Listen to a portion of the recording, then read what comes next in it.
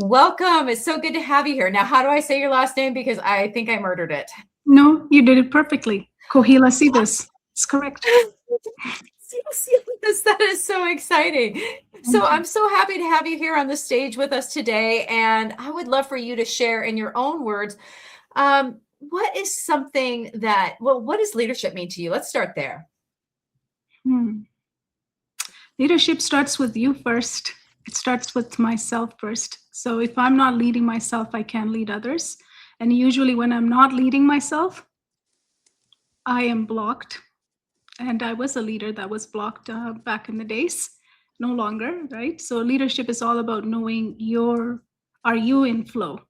Number one, are you in flow, right? Yes, that's so true. Are you in flow? And we've talked a lot about recognizing that within ourselves when we are blocked, when we feel stuck, when we aren't making that progress in our own life. And as a Grammy-nominated storytelling company, Kohila, I want to have you have the opportunity to share a story with us about when you overcame a block in your life and how you moved forward.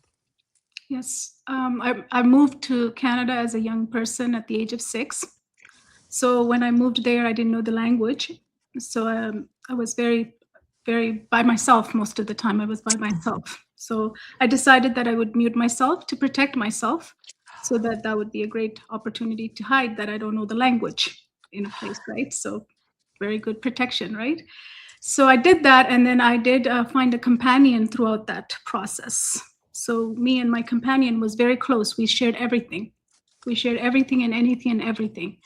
So that kept me from, I didn't need anyone because I had my companion 24/7. It was very good conversations. Whatever I was thinking, my companion will validate it and it will find proofs and evidence. And it gave me a sense of, wow, this is great. I mean, I have this person in my life it's leading me. I should just be with this person. I don't need anyone. So I isolated myself more and more. It was me and my companion throughout the whole process. When I got to close to the age of 12, I had an incident that put me back further in life that eventually led me to believe with my companion, the conversations we had, we both decided that it was time for me to leave this world. So the evidence were very heavy when we discussed this matter together with my companion. It was pretty evident that I should leave. So that's exactly what I did. So the next day when I woke up, I couldn't hear, the companion wasn't with me because we always did everything together. The next time I woke up, the companion wasn't with me. So I panicked for a bit because it's the only person I've ever been talking to. I need that person to tell me what my next steps are. So I'm like, where are you? So when it did, eventually that companion showed up, it was a different type of conversation it started having with me. It started telling me that, how dare you did this? How can you take these steps? Like, look at your mother, look at what you have done. I mean, who are you? Like, why would anyone do such a thing? And the companion I'm talking about is my brain. The bullshitter that I listened to the day before and did something so profound to end my life. And the day after, the same bullshitter is telling me facts and evidence that what a horrible decision I have made and how many people have I hurted and what an idiot I am. And I'm like, who are you? How can you do this to me? How can you betray me like this? Like, I was devastated because this is the only person I've ever talked to, including because I was muted, so I don't talk to the rest of the world. I had an alcoholic dad, so the family life was very, very struggling too. So everything was a struggle. So I had this one thing that was my brain. I thought it was so reliable, but I learned that it was a bullshitter on that day. Right. It's so true because we think that, the things that we hear are true, but not every thought is a true thought that comes into our brain. Now we know those are intrusive thoughts and they're like weeds. They just pop up, and we're like, I don't want those things. And so, yes, we have to recognize that it's not the truth. Thank you for bringing that up. I was just intrigued by who is the companion. Yeah, it's our brain. Don't we live with it? Don't we live with it all the time? And we're talking to it. It's talking to us. It's telling us how great one day it tells us how great you are, and the next day it tells us how idiot you are, right? And then you're like, Mom, Exactly. what are you doing? So when I learned that day, that was the gift that God has given me, to learn that you have control over your mind. It doesn't have control over you. It was Mhm. the message that I received. Anyway, at that time I was 12. I didn't have it exactly in those in that way or that powerfully. Now I know. Now I know that message was what it was. So gathering that information that I own the brain, then when my companion started talking to me, I no longer listened to it. I would question it. Excuse me? Tell me more. Mhm. Hello? I don't get that. So now I was challenging it. I no longer was the victim that was going to fall for everything that it said. I would question it. I would say, give me more proof. Tell me more about that. Why do you think I don't like this person? Give me some evidence.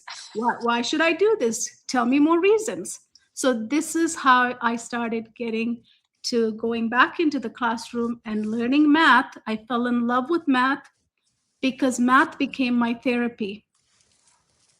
Because math is therapy. Like, people hate math. People say it's the 4-letter word. But for me, that is what guided me to come out of my depression and all of the things that I was going through. It helped me to crack the codes of math.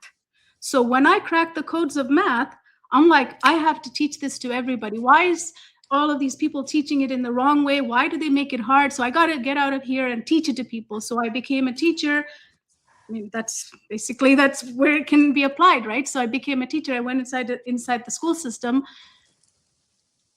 I quickly learned it's not going to happen there, because it was a place where a lot of kids were lost like I was. So I had a brilliant idea of starting my own tutoring business. I don't stay anywhere too long. Like, I just had to make changes right away. If it's not working, I got to figure out, because of my math therapy, right? That was what I learned, that there's always the solution. Look for it, spend time with it, and you're going to find it. So that's what I was doing. So I said, let me start tutoring business. I started tutoring business. People hired me and they said, we hired you, get the grades. Get the grades for our kids. Why aren't they passing? Where's the grades? I'm like, uh-oh. I signed up from one thing to another thing to now I'm just hired for grades. That's not what I wanted to do.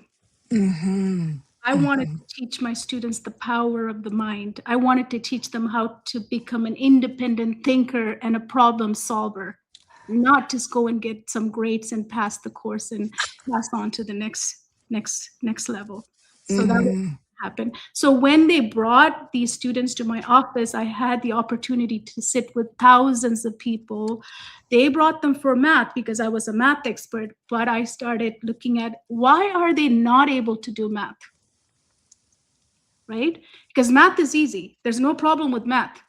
The human is blocked, just like I was. So I went back to when I was 12 and 11 and 10. I said, if a world-renowned person came with all the strategies in the world and gave me all of those and said, Kohila, learn it, would I have learned when I was 10 or 11 or 12?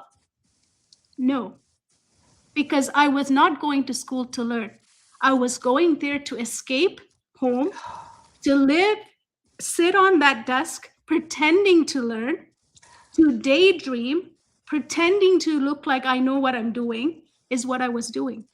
I mean, a lot of us can relate to this. Yes. Just because you sit at a desk in a classroom, not everyone is learning.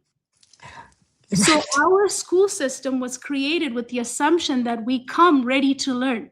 All of us will arrive at the same time and sit down, and we will all be ready to learn. That is not the case. We are a living Exactly. we are a living human being. We don't have a switch as I walk through the doors to switch on and say, I'm ready. Please give me the subject so I can learn. It doesn't happen like that. It's a state. Learning is a state. Mhm. In our education system, there is no space for that. We have not created a space for us to get ready to learn. It was assumed. Because in the past, we wanted everything to get faster. So we took humans and we want them to learn faster, scale faster. So we created this urgency to learn and perform. Everything is output. How fast can you output? Then you're smart, you're talented, you must have the genes. If you can't output, then you're slow. You must be stupid. And then we tell ourselves stories, right?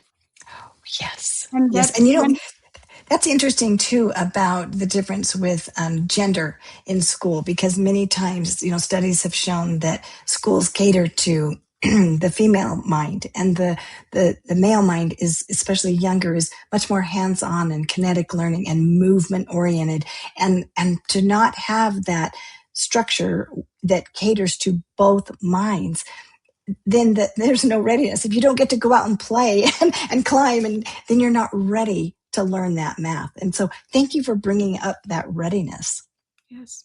So our education system was built on the false premises.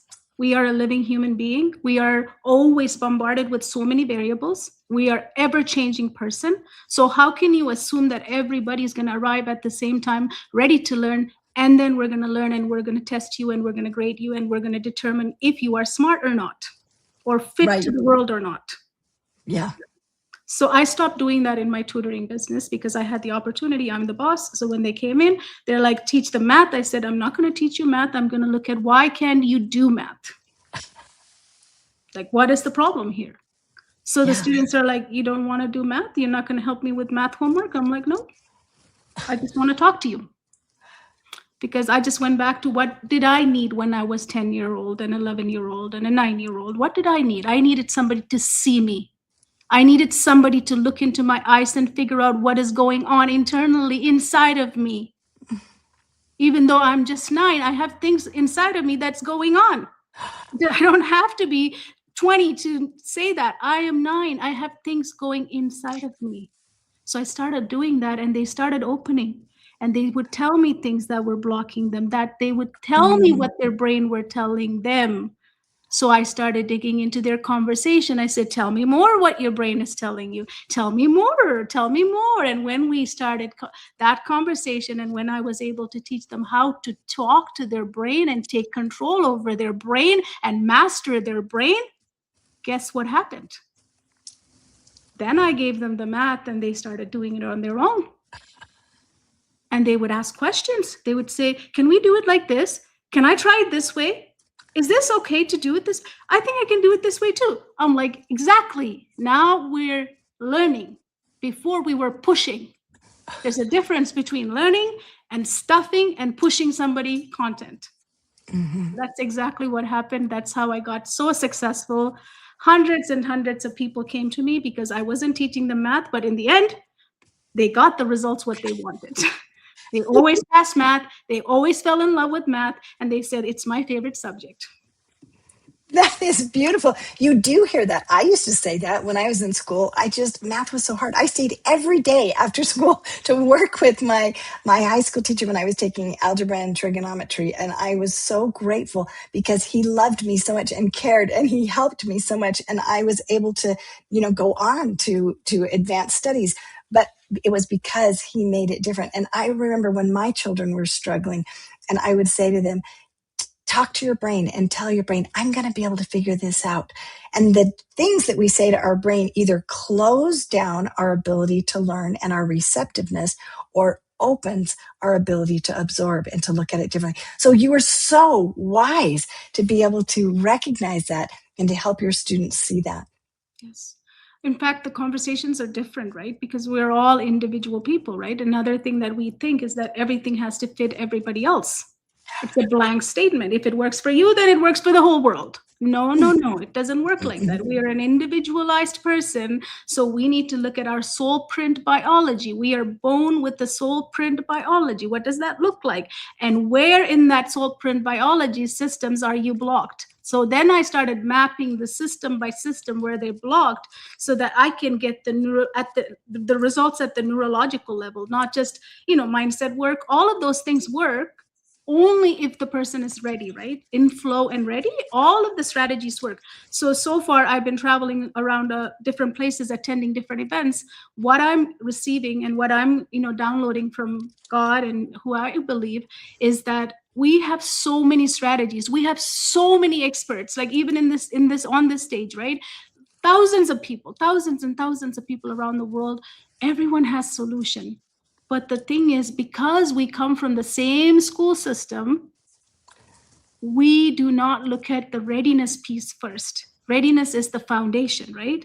If the readiness is not there, if I add more layers of even the brilliant strategies, it collapses. It doesn't work. And then immediately, if it doesn't work, what does the person say? I must be not good at this. I must Right. be the one that is broken, right?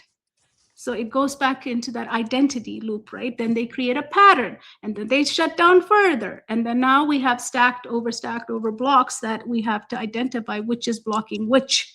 So I always go back to a river. If the river is supposed to flow, if it's not flowing, we have so many things in its way that's blocking it. So what are the things in its way that's blocking so we can get back to flow again? Because when God created us, he created us to flow in life. Life is supposed to be a flow, not a friction or a force. But we're not flowing right now. How many of us in this world are suffering, silently suffering, right? How many people are suffering? How many young people are suffering? How many children are suffering? Why? Because we have not looked at, are they ready? Are they in flow? Instead, we want them to learn, we want them to produce, we want them to output, we want performance, but are they ready? It's a simple question. It's a beautiful question. We just slow down and say, are you ready? And when they get ready, guess what happens? Everything accelerates. It amplifies. All of the stuff we have will amplify all of the results. But if the readiness is not there, every time it collapses. And if it happens so many times, other side of it is depression. And like you said, the labeling, because we start to think there's something wrong with us when we're not able to get it. You know, when we keep trying to be taught and we just don't get it, and we don't have somebody that's assessing for readiness, helping us to get the block removed that has been plaguing us. As a child, many times we don't have that opportunity. We don't have the words to articulate it. But if we have someone that cares, that listens, then we will be able to share it over time. And I appreciate so much what you're saying, because that flow is so important, and removing those blocks is vital, especially for children. So thank you so much, because being the creator of the Readiness OS is changing lives. It's changing the trajectory of that child's life. You know, many children have attention issues, and they might be distractible, or they might want to move more, and so they get labeled in a certain way, and they can think that they are stupid. You know, Einstein felt that way, and then they can go on to struggle academically and make that mean something about them. How do you address that once somebody has taken on that identity? Yes. I don't go head on with that identity because we know it's there. Sometimes it comes up. Sometimes we don't even know what stories have been told, right? That's why it's a self-discovery. It has to be brought by them. They have to discover it, right? So for example, I used to call myself stupid all the time, because I asked more questions than anybody ever could, and still ask. And at that time when I asked, I thought I was really stupid, because everybody doesn't ask around me. They seem to know everything that's happening, except I'm sitting here going like a stupid person asking questions all the time. So now I know that how I was trying to learn all angles and aspects and all perspectives. So I was asking questions, and that continues to this day. Discovering a lot of these things is because I never stop asking questions, right? So with our process, it's always discovery. That's why, one of my gift is discovery mapping, because when we want to figure out what's holding them, we don't want to give them the words, or we don't want to give the person, is that your block? No.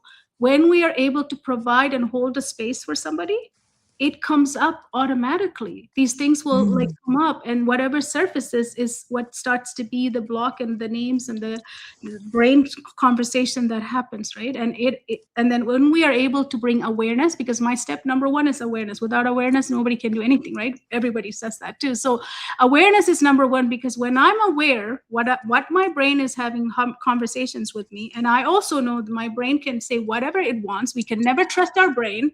If we know both of those things, then we can really investigate what is our brain saying. Why does the brain always brings that I'm stupid, right? Then I can question that. What is it that put the stupid word? So that's how our process works. Is it starts with awareness, then we align internally, all the systems, and then we activate them, and then we take them into acceleration. And then when they're in acceleration, that means they're in flow. When they're in flow, you can achieve and pay attention to anything, and that's how you achieve anything you want, and you achieve your full potential. That's the, everybody talks about full potential. Only way to reach full potential is if you can align your internal systems. That is what Readiness OS is all about, and Blocks to Flow is all about. So I'm so excited because in the last few months, we have gotten this into schools, where I wanted first to go into, because schools are, right now really at a bad state. And we need Readiness OS to go in there because it's the foundation, so that then everything that the school is doing will actually work. I mean, I want it to work. Everything will work. Everything we have it's going to work. It's just that the foundation is not there, right? Like before a farmer plants something, what do they do first? They don't just throw seed everywhere, right? They actually cultivate the soil. That's readiness. Before we take off a plane, what do? We get the plane ready before we get it going. Before I drive a car, I make sure it's ready to go. But with humans, we are a living system. We are a living machine. Why do we not give space for this human to get ready? Why? Why did we forget that? Why don't we have that compassion?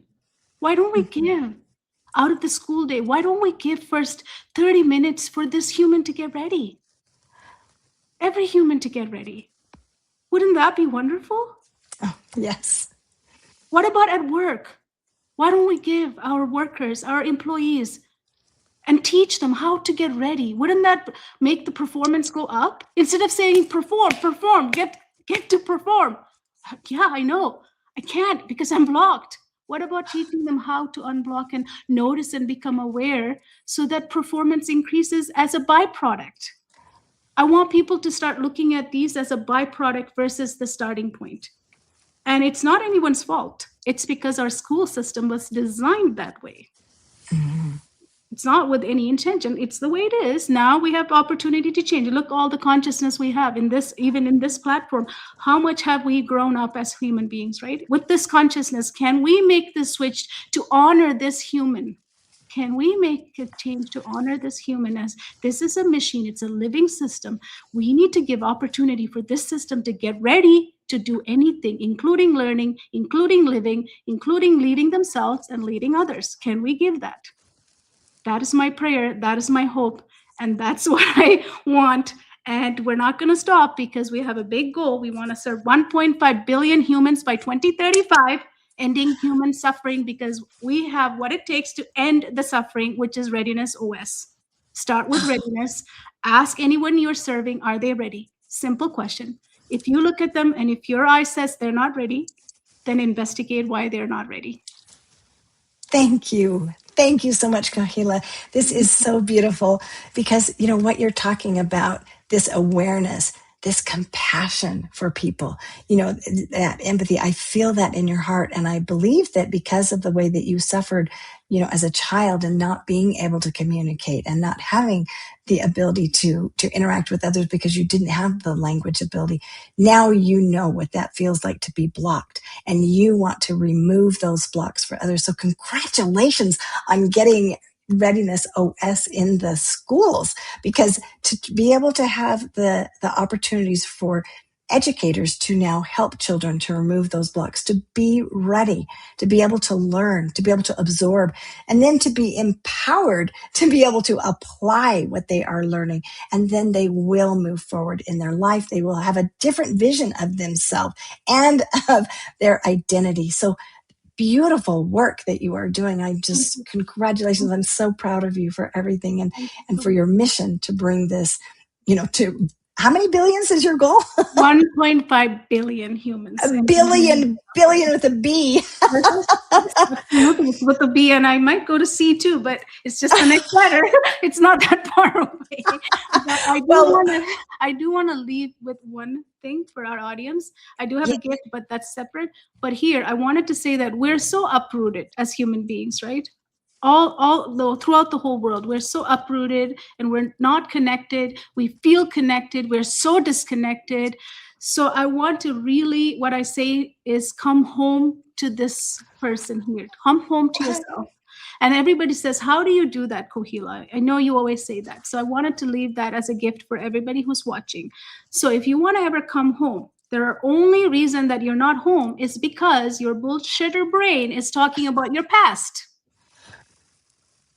Right? It's pulled you into the past and you're having a conversation about past, looking at what should you have done? Why did you do that? Why didn't you do it this way? Oh my God, like all sorts of stories, right? So is the past ever going to change? Is the past ever going to change? Do I have, or anyone has ability to change? No, we know this is a fact.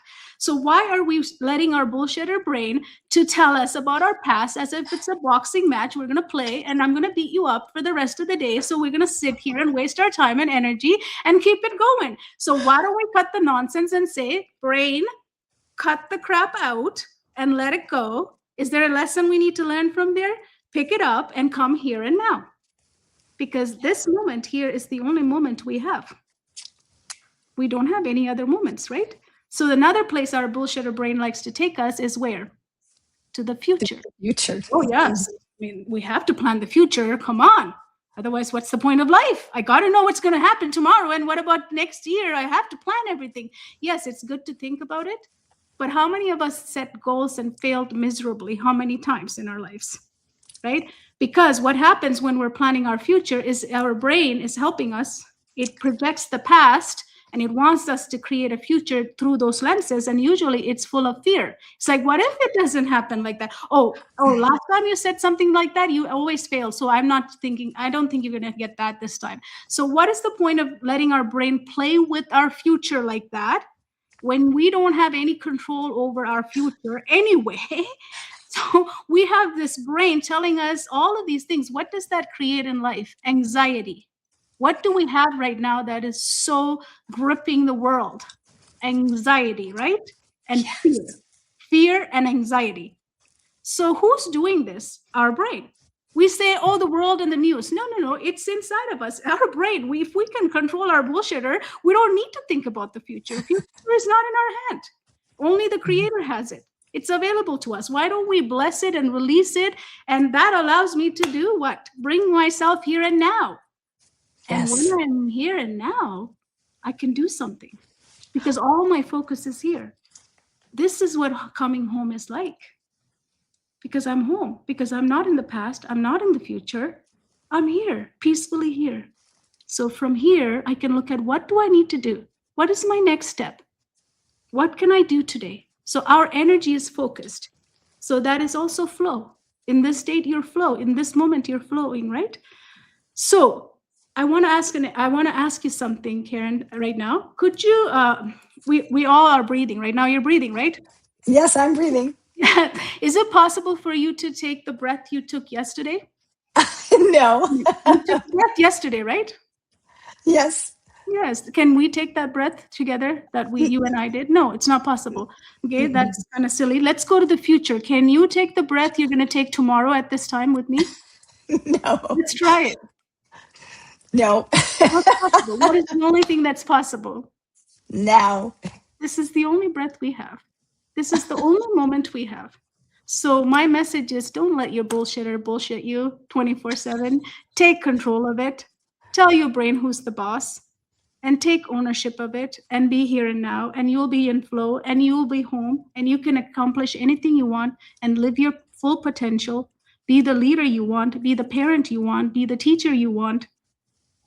Only happens in this moment. Everywhere else, it's a waste of time. Thank you. Thank you, Kohila. Oh my goodness. That is so profound. And when we recognize, I mean, I remember when I was a girl and I didn't know that my brain was even talking up there. And when I went to college, my best friend was in sales. So she was learning all these personal development things. Zig Ziglar was one of her favorites. And I just loved learning about Zig Ziglar. And she said, listen to what you're saying, in your mind. And I was like, I don't think I'm saying anything. And she said, just listen.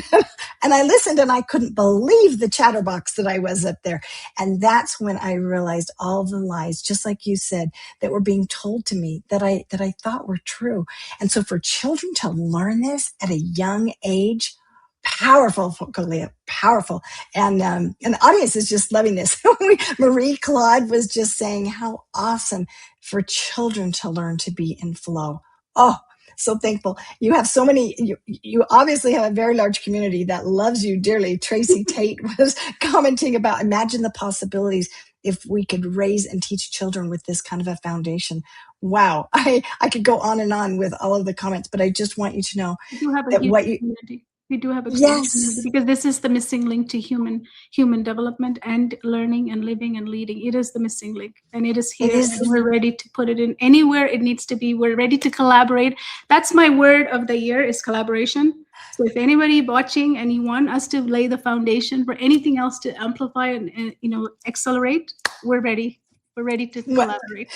And I'm ready. I'm ready to hear it. And I am so grateful that you are taking that into account, to be aware when someone is ready, and that you are ready to collaborate, because we're so excited to have you be a part of the Los Angeles Tribune. I'd love to have you be a part of the Global Women's Journal. Also, we're so thankful to hear your message and for the work that you have done throughout your life that has caused you to care enough to want to help children to be in flow. Congratulations, Kohila, on all you've developed for Readiness OS, and for getting it in so many schools, and for all the lives, the billions of lives that you're going to change. Because you're not just going to change that child's life. You're going to change the generations that come after. You're going to change the generations that came before. And so being in the present, helping us to all be now, in the here and now, and realize that's the only thing we have control over.